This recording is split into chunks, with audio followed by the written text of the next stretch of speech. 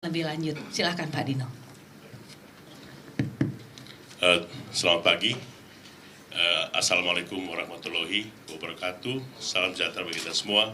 Om Swastiastu, Namo Buddhaya, dan salam kebajikan. Salam sehat bagi kita semua. Pertama-tama mari kita panjatkan puji syukur kepada Tuhan Yang Maha Kuasa karena rahmat dan karunia kita bisa ketemu dalam acara Q&A terhadap berita-berita yang viral akhir ini tentang ada kami. Dan juga pada kesempatan ini saya ingin mengucapkan terima kasih atas hadirnya Pak Sunu selaku Sekjen dari AFPI, Asosiasi Fintech Pembiayaan Bersama Indonesia, dan juga tentunya rekan-rekan media lainnya. Dan untuk itu, marilah saya mulai dulu dengan ada poin yang kita akan angkat, yaitu berita di viral yang seminggu ini sangat banyak di komen-komen.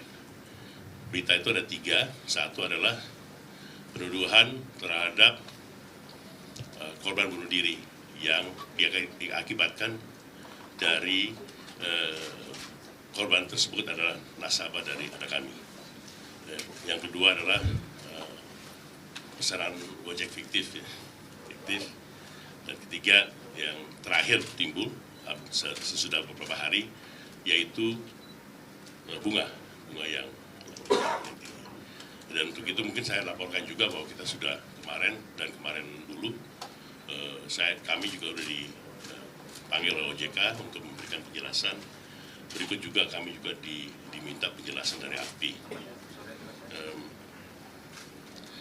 Rekan-rekan media sekarang sudah pasti tahu mengenai berita viral itu mengenai korban bunuh diri.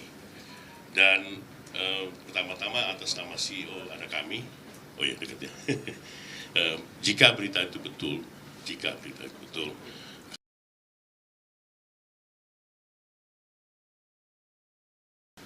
tapi baik kita mungkin telusuri dulu apa berita itu betul atau tidak.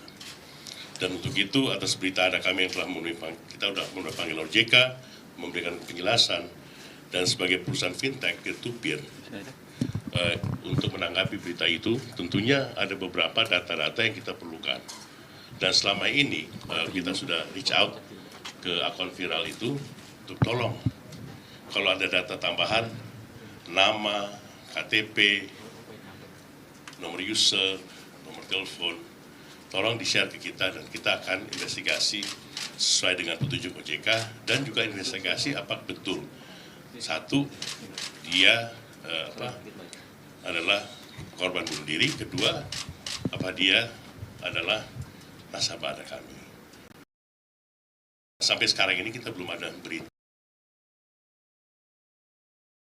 informasi tambahan. Kita menunggu atau yang mengklaim bahwa adanya korban, silakan. Dan sekarang ini juga bukan cuma itu, kita juga di dalam file kita sendiri, kita dengan data yang ada ya, nggak cukup sih, cuman kita coba aja, inisial K, pinjaman sekian, tinggalnya sekian, itu nggak ada di file kita. Makanya kita sekali lagi di sini kita terbuka kalau ada informasi tambahan terhadap adanya dugaan korban bunuh diri ini. Itu statement pertama. Dan karena ini berita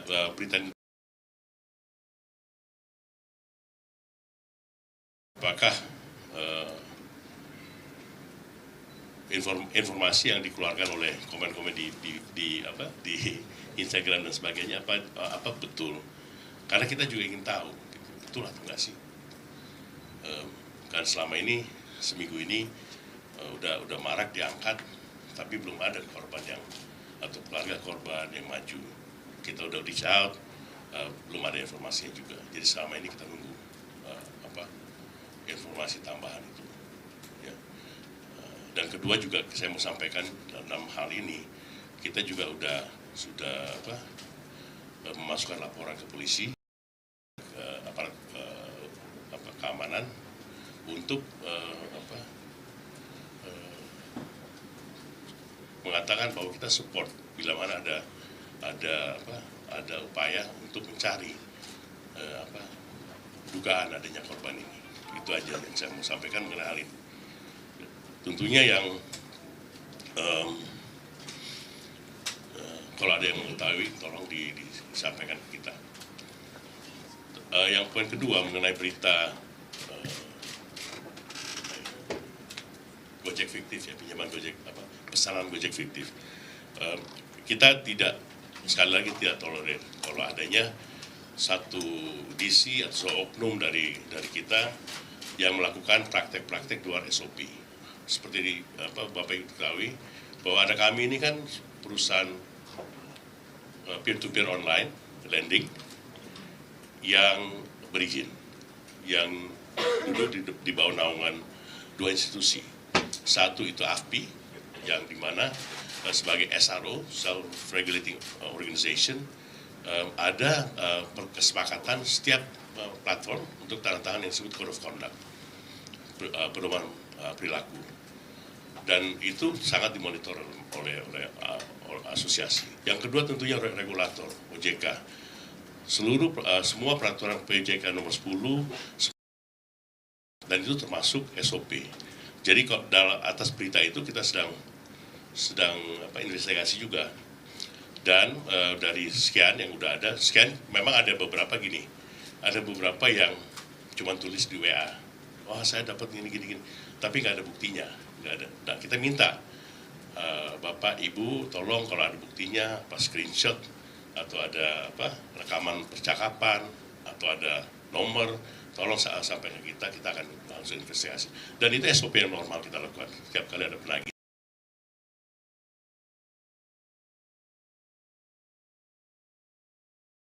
Masuk Gojek online fiktif, kita langsung melakukan investigasi, dan itu prosesnya itu sudah baku. Dan kami sebagai platform yang berizin diberikan cuma 5 hari untuk melaporkan setiap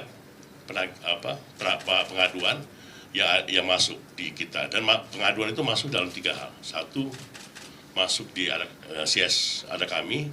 2, nasabah bisa mengadu lewat AFPI, ada konduitnya.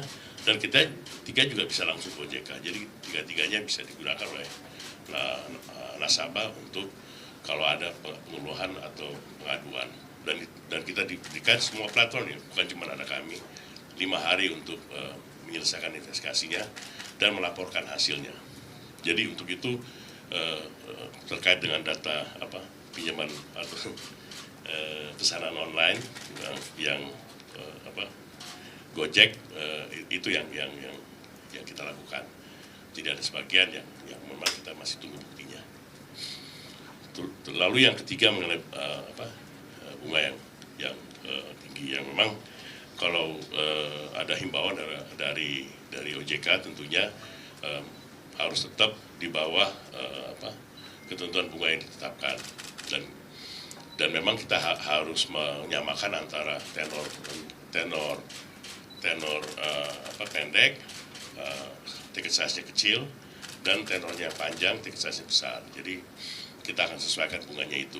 Jadi biasanya produk-produk itu bermacam. Kayak misalnya kita juga ada yang tenornya rendah atau cuma sebulan, tiket size-nya cuma 1 juta, bunganya itu cuma bayarnya seluruh masuk service fee cuma 10%.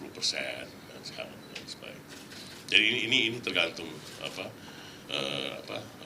paket produk yang kita tawarkan ke masyarakat. Tapi atas petunjuk OJK kita akan sesuaikan dengan yang itu tadi, tenornya rendah, tiket size kecil, dan tenornya panjang atau jangka waktunya panjang, tiket size lebih panjang, lebih besar. Mungkin itu ya yang saya ingin sampaikan, kurang lebih. Dan sekali lagi terkait dengan berita viral, kami akan menindak tegas. Ini adalah komitmen dari saya sendiri dan juga tim saya, tegas pelaku yang tidak beretika, yang tidak sesuai dengan code of conduct yang telah ditetapkan regulator. Ada kami juga bekerjasama dengan otoritas yang berwenang, yaitu ya di sini regulator kita OJK dan asosiasi kita API, untuk menyesuaikan agar tidak menjadi presiden buruk bagi perusahaan dan industri tentunya. Dan apabila terbukti terjadi tindakan pelanggaran dari kita, dari penagih dengan kekerasan seperti yang dilaporkan, maka kita akan mengeluarkan suatu peringatan sampai dengan pemutusan hubungan kerja. Dan itu sebetulnya biasa kita lakukan. Jadi kalau ada penagih atau ada kolektor yang melanggar SOP atau Code of Conduct, sudah ada prosesnya SP1, SP2 sampai pemecatan. Ya. Jadi itu saja yang kita mau sampaikan. Kurang lebihnya terima kasih, mohon maaf nih kalau ada kekurangan dalam penyelenggaraan ini. Dan untuk itu ya terima kasih, saya kembalikan lagi ke Bu Diana. Ya, terima kasih Pak Dino Vega. Sebelum